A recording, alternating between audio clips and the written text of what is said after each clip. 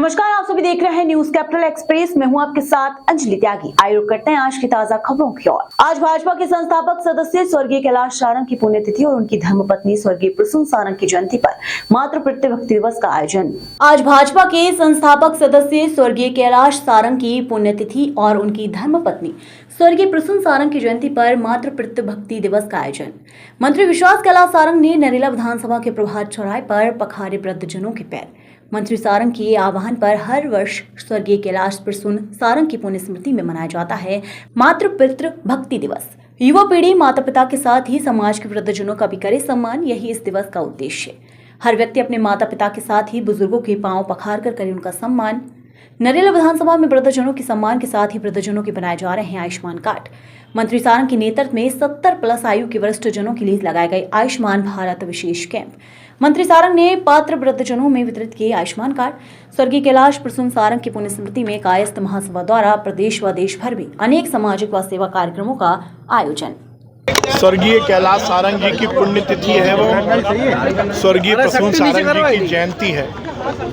विगत 3 वर्षों से संपूर्ण देश में हम इस दिन को मातृपितृ भक्ति दिवस के रूप में मनाते हैं और इसके पीछे का भाव हमारा यही है कि हर एक बुजुर्ग हमारे लिए माता पिता समान है।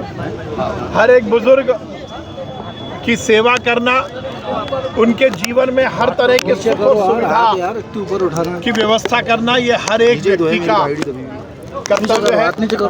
हमारे धर्म में भी चाहे भगवान राम का उदाहरण हो या श्रवण का उदाहरण हो, हमारे यहाँ यही कहा जाता है कि हर बुजुर्ग को हमें भगवान स्वरूप स्थान रखकर ही पूजना है। इसीलिए आज हमने बुजुर्गों का सम्मान किया, उनका पूजा की, उनके पैर पखारे, उनकी आरती उतारी, इस भाव के साथ कि हर बुजुर्ग हमारे माता पिता समान है। आज संपूर्ण देश में हजारों बुजुर्गों का सम्मान हो रहा है। हर एक व्यक्ति से हमने निवेदन किया है कि वो अपने माता पिता का सम्मान तो करे, पर उसके साथ साथ अपने क्षेत्र में रहने वाले, अपने घर के आसपास रहने वाले बुजुर्ग का भी इसी भाव के साथ सम्मान करे कि हम सब उनके जीवन को आगे बढ़ाएंगे। हमारे देश के यशस्वी प्रधानमंत्री नरेंद्र मोदी जी ने आयुष्मान भारत योजना की भी परिधि बढ़ाकर 70 वर्ष से अधिक उम्र के बुजुर्गों को भी इस योजना से जोड़ने का जो निर्णय लिया है, उसके भी हमने कार्ड बनवाए, उसका भी डिस्ट्रीब्यूशन हो रहा है और संपूर्ण क्षेत्र में हर एक बुजुर्ग जो 70 साल से ज़्यादा उम्र का है वो आयुष्मान योजना से जुड़े, उसका हम अभियान चला रहे हैं। जबलपुर जिले में 4141 के नाम से गैंग बनाकर आतंक फैलाने वाले गैंग के मुखिया संजू सारंग और उसके अन्य 5 साथियों को गिरफ्तार करने में पुलिस को सफलता मिली है। आपको बता दें कि बीते दिनों तिलवारा थाना क्षेत्र अंतर्गत एक पान का टपरा चलाने वाले युवक पर गैंग के सदस्यों ने गोली चलाते हुए जान से मारने की कोशिश की थी।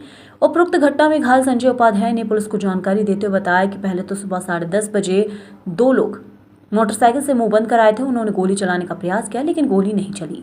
इसके बाद वे वहां से भाग गए। तकरीबन 2 घंटे बाद फिर से आरोपी आए। उन्होंने जान से मारने की धमकी देते हुए पीड़ित संजय की जांघ पर गोली मार दी।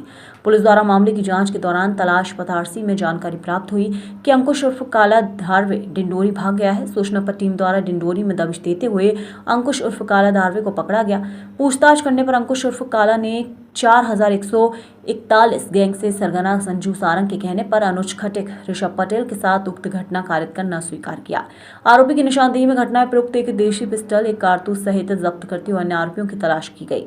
जिसमें अनुज खटिक पूर्वा रोड में एक मकान की दूसरी मंजिल में अपने साथियों के साथ हथियार सहित छिपा हुआ है।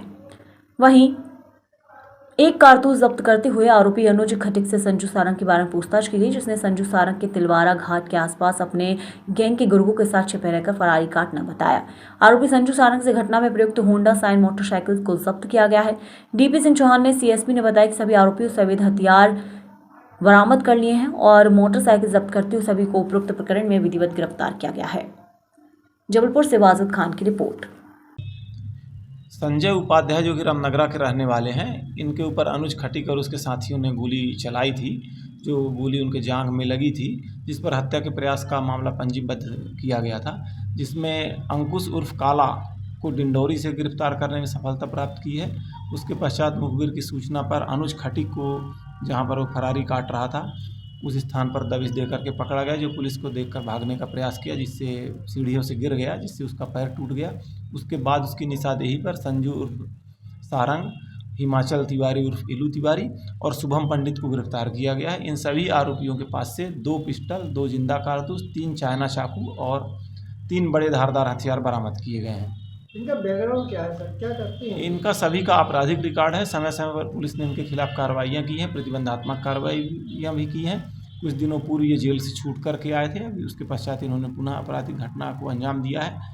इनके विरुद्ध जो है न्यायालय में जमानत निरस्तगी का भी प्रकरण तैयार करके पेश किया जा रहा है। बागेश्वर धाम की धीरेन्द्र शास्त्री का बयान 21 से 29 नवंबर तक निकाली जाएगी हिंदू जगाओ यात्रा। हिंदुओं को एक करने के लिए बागेश्वर धाम से निकलेगी यात्रा। पंडित धीरेन्द्र कृष्ण शास्त्री निकालेंगे यात्रा। 21 से 29 नवंबर तक यात्रा निकालेंगे। यात्रा बागेश्वर धाम से राम बाबा सरकार ओरछा तक निकालेंगे। हम भारतीयों को बंटना नहीं है, बांटेंगे तो कटेंगे। भारत सरकार हमको और आपको जगाना पड़ेगा कि विदेशियों को पनाह नहीं दी जाए। जब हमें मक्का मदीना में नहीं जाने दिया जाता तो दूसरे धर्म के लोगों को कुंभ में क्यों आना है। मेरा सीधा कहना है कि मेरे आंगने में तुम्हारा क्या काम है। इस देश में कट्टर हिंदुओं की कमी है। पहले हमें कट्टर हिंदू बनाना है, फिर सभी मंदिर हमारे हो ही जाएंगे। बलात्कारी, दुराचारी, भ्रष्टाचारी राजनीति करे तो किसी को समस्या नहीं, लेकिन भगवाधारी राजनीति करे तो लोगों को क्या समस्या होती है। इस देश में जात पात का शिक्षा का मुद्दा है, इन पर काम होना चाहिए। जात पात की करो विदाई, हम सब हिंदू भाई भाई। जात पात और भेदभाव को जड़ से हमें मिटाना है, हमें भारत भव्य बनाना है। इसी विषय को लेकर हिंदुस्तान में रहने वाले लोगों को हिंदुस्तानी होने का गर्व हो, इस बात को पुष्ट करने के लिए इस देश का सबसे बड़ा जहर है जात पात, ऊंच नीच, भेदभाव। और गांव-गांव में ये रूढ़िवादिता बहुत है, गांव-गांव में अंधविश्वास बहुत है। एक जन जागृति संकल्प को लेकर के हमने विचार किया कि सब लोग हमसे मिल पाते हैं, पर हम बिछड़े और पिछड़े लोगों से नहीं मिल पाते हैं।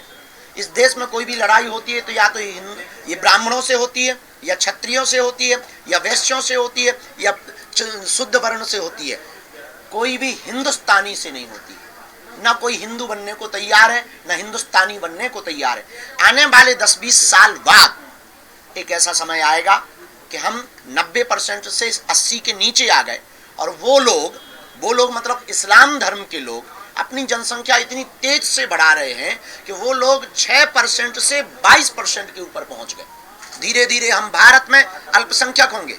लगभग 65 देश हैं इस्लामों के, 95 से ज्यादा देश हैं ईसाइयों के, पर पूरी दुनिया में एक भी ऐसा देश नहीं है जो हिंदुओं के लिए हो। Suriname, Cambodia, Indonesia, Nepal, Fiji, Mauritius, इन देशों में रहने वाले हिंदुओं पर वहां की सरकार अगर अत्याचार करती है, आज जैसे कनाडा में कर रही है, और अगर उनको भगा दिया जाता है तो हिंदुओं के लिए एक भी जगह नहीं है जहां वो सुरक्षित रह सकें।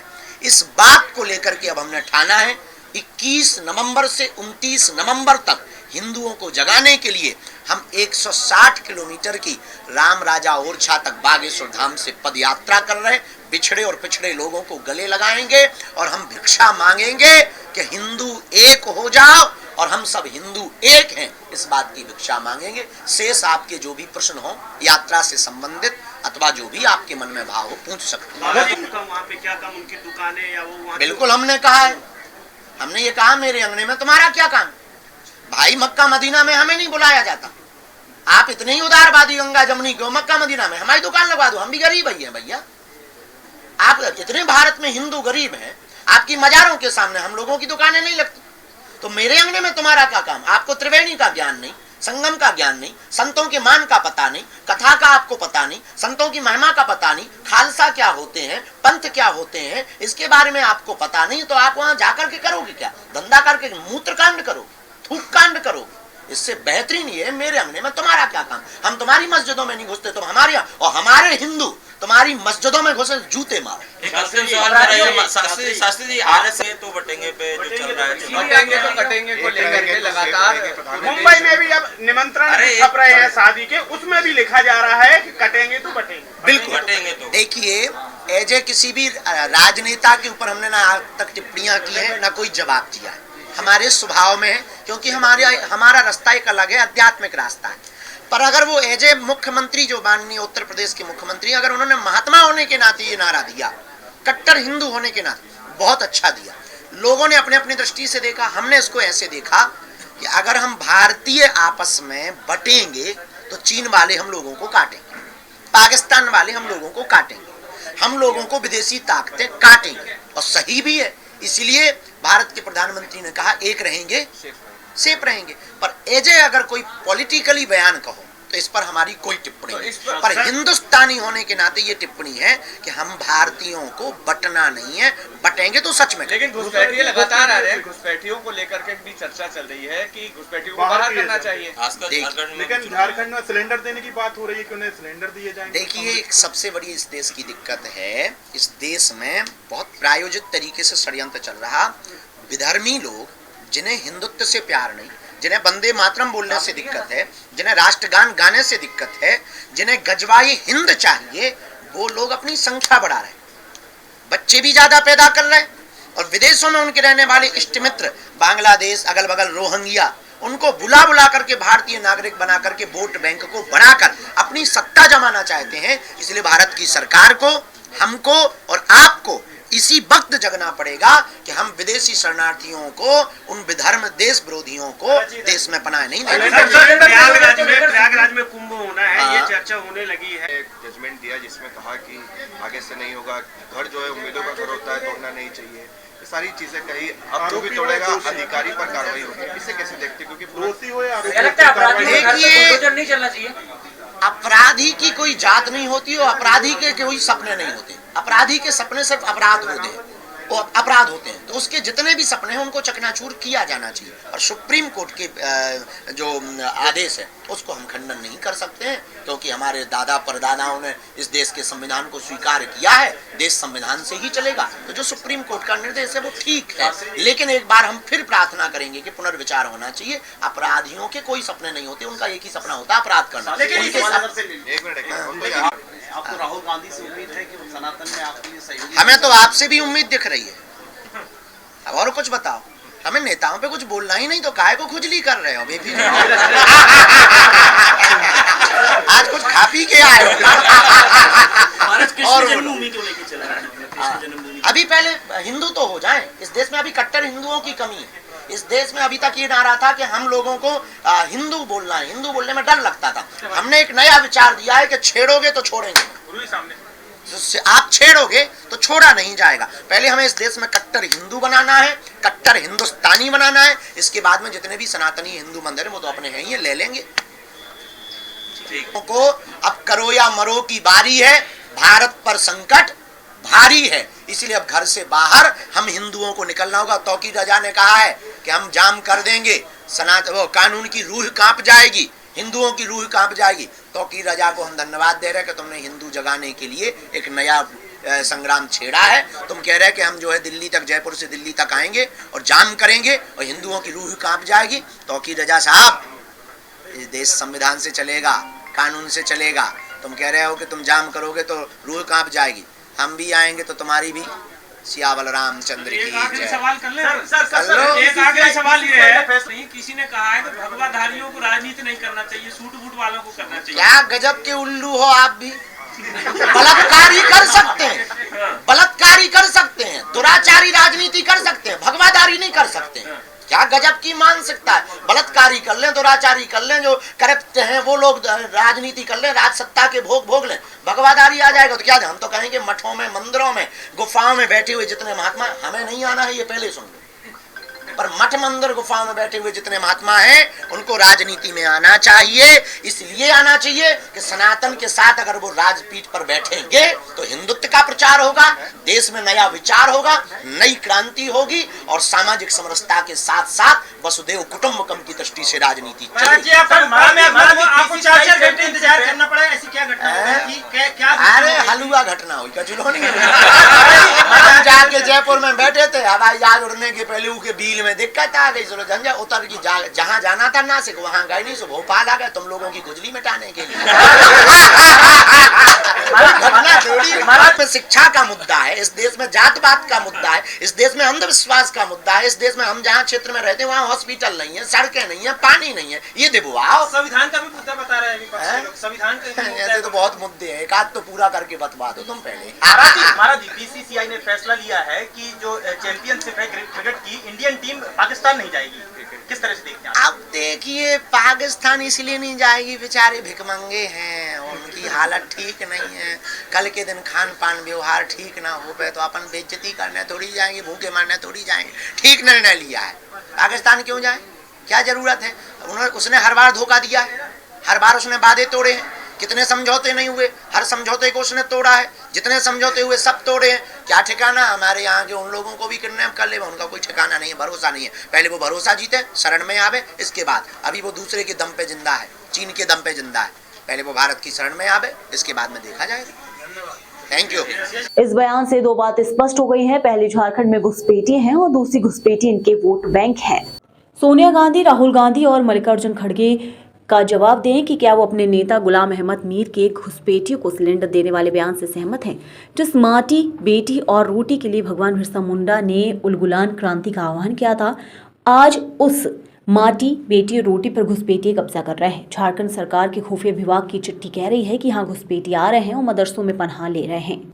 आज संथाल परगना की हालत देखिए, डेमोग्राफी देखते ही देखते कैसे चेंज हो गई। धीरे धीरे आदिवासी अल्पसंख्यक हो गए। जिस माटी, बेटी और रोटी के लिए भगवान बिरसा मुंडा ने उलगुलान क्रांति का आह्वान किया था, आज वो माटी, बेटी, रोटी पर झारखंड में घुसपैठिए कब्जा कर रहे हैं। संथाल परगना में 44% आदिवासी थे, ऑन रिकॉर्ड ये केवल 28% रह गए हैं। पाकुड़ में आज आदिवासी समाज अल्पसंख्यक हो गया, 2/3 दूसरे लोग वहां बस गए। अगर आज भी वहां आदिवासियों और मूलवासियों के साथ हम खड़े नहीं हुए तो आने वाला समय बहुत भयानक होगा। पाकुड़ के जिकरहट्टी स्थित संथाली टोला और माल पहाड़िया गांव में आज अनुसूचित जनजाति का कोई सदस्य नहीं बचा है, कोई सदस्य नहीं बचा है। आखिर वहां के भूमिपुत्र कहां गए, वहां के आदिवासी कहां गए? उनके घरों पर, जमीनों पर आज कब्जा किसका है? वहां दर्जनों गांव और टोले जमाई टोले के रूप में जाने जाते हैं। ये जमाई कौन है? ये जमाई कैसे बने? ये जमाई कहां से आए? इनको कौन संरक्षण दे रहा है? मित्रों, कई जगह यही घुसपैठिया भूमि अधिग्रहण के लिए दान पत्र के माध्यम से आदिवासी भूमि को गैर आदिवासियों को उपहार में भी दिए जाने की खबर। क्योंकि बेटी से शादी के बाद बेटी के नाम से जमीन खरीदना और जमीन खरीदने के बाद पंचायत के चुनाव लड़वा के पंचायत के संसाधनों पर कब्जा करना, यह आम है। कई जनप्रतिनिधि वहां बेटियां जो आदिवासी थी उनकी शादी इनके साथ हुई है और बाद में जब वो चुनाव जीतती हैं तो कब्जा इनका होता है। संथाल परगना में वीर सिद्धो कान्हू की जन्मभूमि भोगना डी गांव में अब कुल मिला के 500 आदिवासी भी नहीं बचे, जबकि 1500 से ज्यादा संख्या घुसपैठियों की हो गई। पाकुड़ विधानसभा क्षेत्र में केवल 12-13% आदिवासी बचे। परगना की वीरभूमि भोगना डी में कई नए पक्के मकान मिलेंगे जिन पर JMM का झंडा लहरा रहा है। इनमें से अधिकतर मकान बांग्लादेशी घुसपैठियों के हैं। मित्रों, कल कांग्रेस के झारखंड प्रदेश के प्रभारी का एक बयान आप सबने भी सुना होगा। गुलाम अहमद मीर वो कह रहे हैं कि कांग्रेस की सरकार अगर बनी तो घुसपैठियों को 450 रुपए में गैस सिलेंडर देंगे। इस बयान का मतलब क्या है? इस बयान का एक मतलब है कि घुसपैठिए हैं। जब हम लोग घुसपैठ की बात और घुसपैठियों की बात करते हैं तो कांग्रेस जेएमएम ये कहता है कि भाजपा वैसे ही घुसपैठियों की बात कर रही है, लेकिन उनके प्रदेश के प्रभारी कह रहे हैं कि हम घुसपैठियों को 450 रुपया में गैस सिलेंडर देंगे। दो चीजें इससे स्पष्ट होती है। नंबर 1, घुसपैठिए हैं। नंबर 2, घुसपैठिए उनके वोट बैंक हैं और वो घुसपैठियों के वोट सुरक्षित करने के लिए उनको 450 रुपया में गैस सिलेंडर देंगे। अभी तक कांग्रेस के किसी नेता ने, जेएमएम के किसी नेता ने प्रदेश प्रभारी के इस बयान का खंडन नहीं किया है। मित्रों, एक तरफ ये लोग कहते हैं हम जबरदस्ती मुद्दा बना रहे हैं और दूसरी तरफ इन्हीं के नेता ये सिद्ध कर रहे हैं कि ये है और इनको हम सुविधाएं देंगे। मैं आज कांग्रेस की नेता सोनिया गांधी, राहुल गांधी और खड़गे जी से जवाब चाहता हूं। जवाब दें सोनिया जी, क्या वो अपने नेता गुलाम अहमद मीर से सहमत है कि 450 रुपया में घुसपैठियों को गैस सिलेंडर देंगे? आज तक किसी ने खंडन नहीं किया। क्या अवैध घुसपैठियों का पालन पोषण कांग्रेस का एजेंडा है? क्या झारखंड के संसाधनों पर घुसपैठियों का अधिकार है?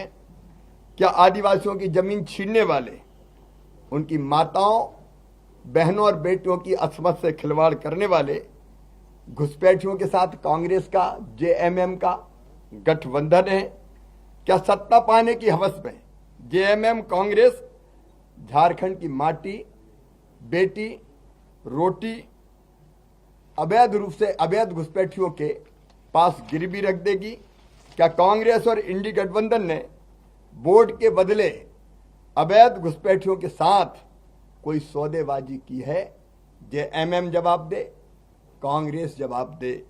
मैं जवाब चाहता हूं, झारखंड की जनता जवाब चाहती है।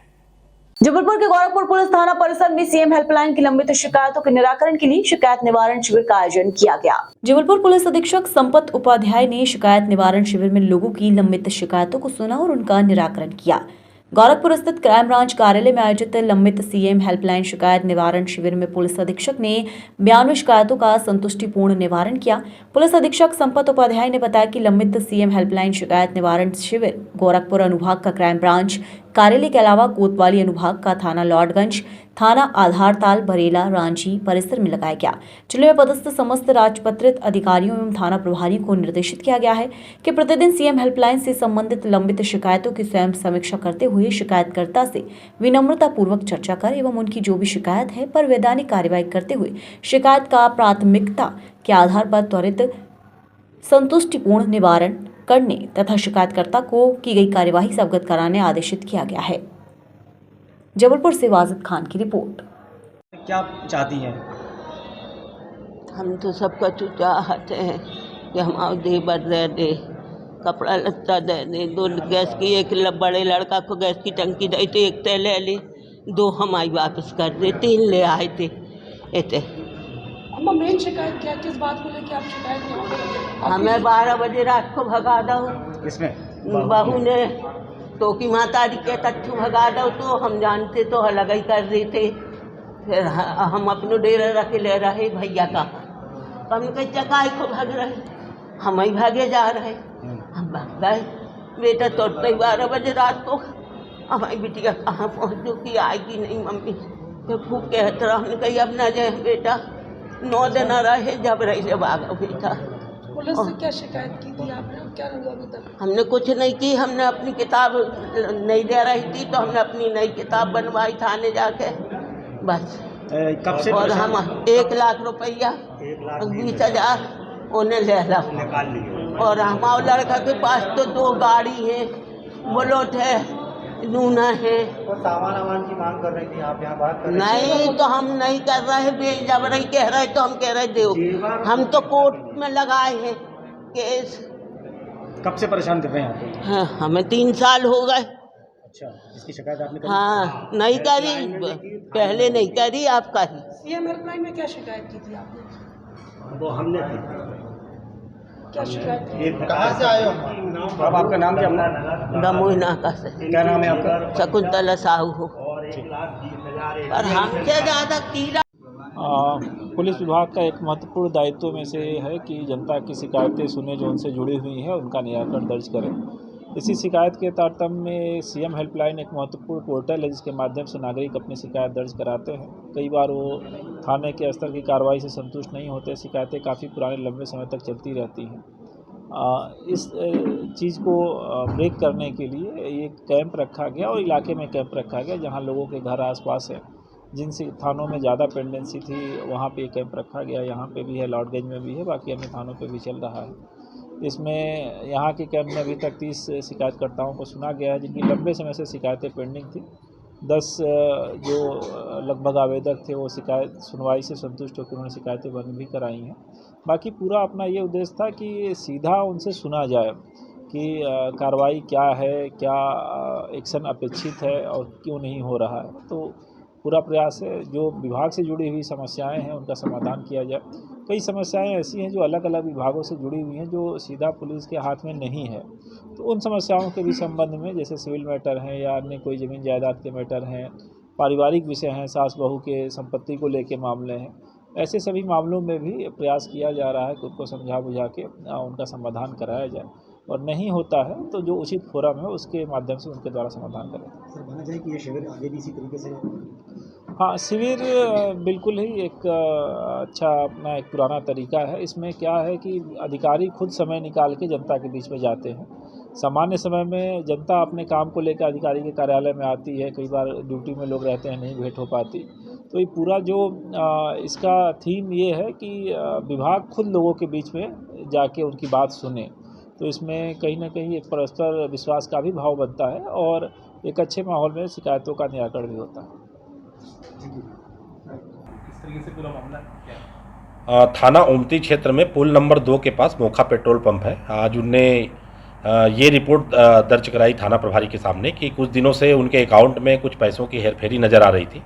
तो जब उन्होंने इसकी जांच की तो जो वहाँ का कैशियर था रोहित काछी, वो डबल पर्ची दिखा के ऑनलाइन पैसा जमा करना बता देता था और नगद पैसा खुद रख लेता था, जो उसके द्वारा गबन अपने मालिक के साथ किया गया। ये पूरी तरह प्रूफ होने पर रोहित काछी के विरुद्ध थाना ओमती में धोखाधड़ी और गबन का प्रकरण दर्ज कर उसको गिरफ्तार कर लिया गया है और आगे इसमें विवेचना की जा रही है। कब से कर रहा है कुछ ऐसा? ये पिछले 6 महीने से इस तरह का कार्य कर रहा था। 6 लाख रुपए इसमें जो है शिकायत थाना गढ़ा में प्रार्थी प्रेम कुमार श्रीवास जो धनवंती नगर का रहने वाला है, वो अशोक कुमार भाटिया से एक मकान खरीदने को लेकर 6 लाख रुपए उसको दिया था, लेकिन मकान तो उसने नहीं दिया और पैसा भी वापस नहीं किया। इस तरह उसने अशोक भाटिया ने उसके साथ धोखाधड़ी की। अशोक भाटिया के विरुद्ध थाना गढ़ा में धोखाधड़ी का अपराध पंजीबद्ध कर लिया गया है और विवेचना की जा रही है। चेक बाउंस भी हुए हैं? हाँ, उसने चेक वो किया था तो पैसा खाते में नहीं था तो चेक बाउंस भी हुआ है। जबलपुर के बेड़ाघाट थाना अंतर्गत बीते माह हुई पायल ज्वेलर्स में चोरी की वारदात का खुलासा करते हुए जबलपुर पुलिस द्वारा न केवल उड़ीसा के शातिर चोरों को गिरफ्तार किया गया है, बल्कि घटनास्थल से 100 किलोमीटर दूर एक गांव में गड्ढे के अंदर दबे चोरी के माल को भी बरामद कर लिया गया है। आपको बता दें कि दुर्गा कॉलोनी में रहने वाले मनोज सोनी के पायल ज्वेलर्स नामक दुकान से ज्वेलरी से भरा थैला उठाकर कुछ अज्ञात तत्व पल्सर मोटरसाइकिल से फरार हो गए थे, जिसकी शिकायत पीड़ित द्वारा 27 सितंबर को की गई थी। उपरोक्त घटना को बेहद गंभीरता से लेते हुए लगभग 150 किलोमीटर के दायरे में 100 से अधिक सीसीटीवी के फुटेज खंगाले गए। सीसीटीवी फुटेज के आधार पर पताशाजी करने पर ज्ञात हुआ कि संदेही ग्राम पाक कला पल्ली थाना आस्का जिला गंजाम उड़ीसा राज्य के हैं। टीम उड़ीसा रवाना की गई। मुखबिर के बताए स्थान आस्का के स्थानीय स्टाफ की मदद से फुटेज दिखाकर पतासाजी करने पर संदेहियों की पहचान दास कैलाश जय चंदू जी प्रेम एवं दास सुरेश के रूप में हुई, जिनके साकुनत पर दबिश दी गई। दास कैलाश जय चंदू जी प्रेम भाग गए। दास सुरेश मोटरसाइकिल भी से भागने की फिराक में था, जिसे घेराबंदी कर पकड़ा गया, जिसने विस्तृत पूछताछ करने पर संदेही दास सुरेश द्वारा अपने अन्य 3 साथी दास कैलाश जय चंदू जी प्रेम के साथ मिलकर पायल ज्वेलरी बेड़ाघाट में रेकी कर सोने चांदी के जेवरात से भरा बैग चोरी कर ले जाना तथा चारों के द्वारा जिला मंडला नैनपुर पिंटरई स्थित खिरखिरी में लिए गए किराए के मकान रखना बताते हुए बताया कि सारे जेवरातों को कुछ महीने बाद बेचने उपरांत पैसों का बंटवारा आपस में किया जाता है। जेवरात का काला बैग किराए के मकान में गड्ढा करके रख दिया था, तब कुछ जेवरात खिरखिरी के जंगल में भी मिट्टी में खोदकर छिपा दिए गए थे। साथ ही आरोपी की निशानदेही पर ग्राम खिरखिरी के किराए के मकान में गड्ढे में छिपाकर रखे एक काले कलर के बैग में रखे सोने चांदी के जेवरात तथा घटना में प्रयुक्त होंडा शाइन मोटरसाइकिल कीमत लगभग 27,50,000 रुपए जब्त करते हुए आरोपी को प्रकरण में विधिवत गिरफ्तार करते हुए अन्य 3 फरार आरोपियों की सरगर्मी से तलाश जारी है। जबलपुर से वाजिद खान की रिपोर्ट। में एक घटना रिपोर्ट हुई थी 27 सितंबर 2024 को, जिसमें मनोज सोनी जी ने बताया कि उनकी एक छोटी दुकान है जहां पे वो सोना चांदी का व्यवसाय करते हैं और प्रतिदिन वो सामान लेकर अपने घर आते हैं। आने के बाद फिर वो सामान उन्होंने रखा था, उस सामान की चोरी रिपोर्ट हुई। इसमें चूँकि काफ़ी सामान गया था, अपनी टीम ने प्रयास उसमें शुरू किया, लेकिन इसलिए तमाम प्रयासों के बावजूद ब्रेक थ्रू पुलिस की टीम को नहीं मिला। लेकिन लगातार इसमें काम करते रहे, कुछ जानकारियां प्राप्त होती रहीं, कई सारी मैनुअल मुखबिरी भी लोगों की हुई, जानकारी लगी और तकनीकी साक्ष्य भी इसमें देखे गए। अंततः इतने दिनों बाद सितंबर का महीने की घटना थी और अब जाके आपके नवंबर महीने में ये घटना डिटेक्ट हुई है और इसमें जो आरोपी है वो पकड़ाया है और काफ़ी हद तक माल भी इसमें बरामद हुआ है। आरोपी सुरेश करके है, जिसकी अभी पुलिस ने अरेस्टिंग की है। इसका PR लेकर और पूछताछ किया जा रहा है। पूछताछ में और भी जो तथ्य आएंगे उस हिसाब से कार्रवाई की जाएगी। माल लगभग 27 लाख का है जो मिला है अपने को, जिसमें सोना मुख्यतः है, बाकी अन्य सामान भी जो गए हैं वो भी कुछ मिले हैं।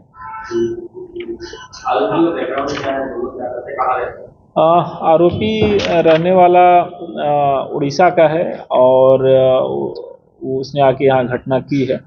इसका आपराधिक रिकॉर्ड भी कुछ मिला है, बाकी उड़ीसा की पुलिस से और भी इसकी जानकारी ली जा रही है। ये रास्ते में इन्होंने मंडला में एक स्थान पे माल रखना बताया था, वहाँ से माल बरामद हुआ है। बाकी और भी इनसे पूछताछ में चीज़ें आएंगी, क्या मूवमेंट रहा, क्या चीज़ उन्होंने किया है।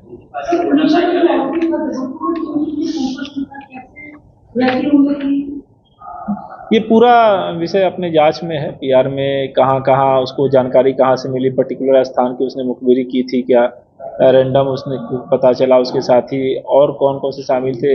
सबसे बड़ा अपना विषय है कि कोई स्थानीय व्यक्ति ने भी उसका सहयोग किया क्या। इन सभी बिंदुओं पर जांच की जा रही है। इसमें काफ़ी टीम ने मेहनत किया है, तब जाके ये मामला डिटेक्ट हुआ है और ये प्रोफेशनली कॉम्पिटेंसी का काफ़ी अच्छा टीम वर्क का उदाहरण है। और जो हमको लीड मिली है, बाहर राज्य का आरोपी मिला है, इसको हम डेवलप करेंगे और हो सकता है हमको और भी चोरियों की और या इनकी चोरी के तरीकों की जानकारी भविष्य में मिले, जो आगे हमारे काम आएगा।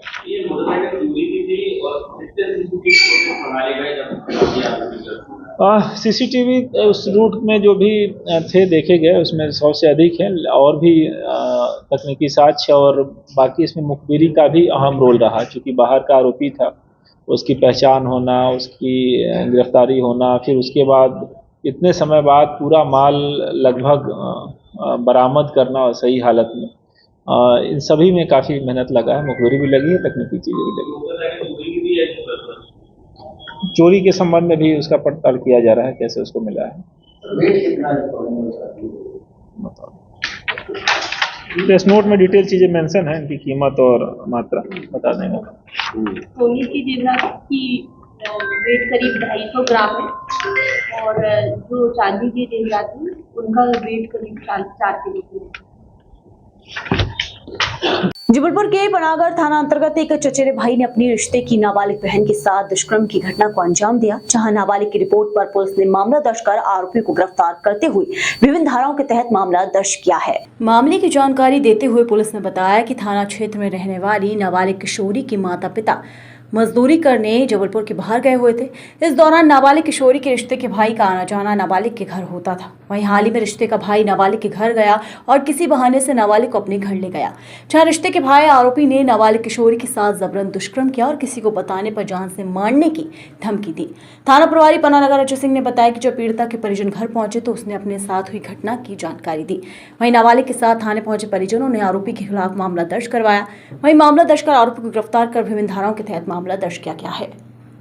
बच्ची थी जिसके साथ उसी के समाज के शीतल चौधरी ने दुष्कर्म किया है, जिसकी रिपोर्ट पर बच्ची का मेडिकल कराया गया और आरोपी को जेल भेजा गया। सर, ये आरोपी लगभग कितने साल का था और बच्ची लगभग कितने वर्ष की? बच्ची 9 साल की थी और आरोपी 23 साल का था। सर वहाँ गांव वालों का ये भी कहना था कि वो उसका रिश्ते में भाई भी लगता था। परिवार उसी समाज का है, परिवार का है। सर आरोपी गिरफ्तार हो चुका है। आरोपी गिरफ्तार होकर के जेल चला गया। सर उस पर किन धाराओं के तहत मामला दर्ज हुआ? अप्राकृतिक तथ्य का मामला कायम हुआ है। पॉक्सो एक्ट पॉक्सो भी लगा।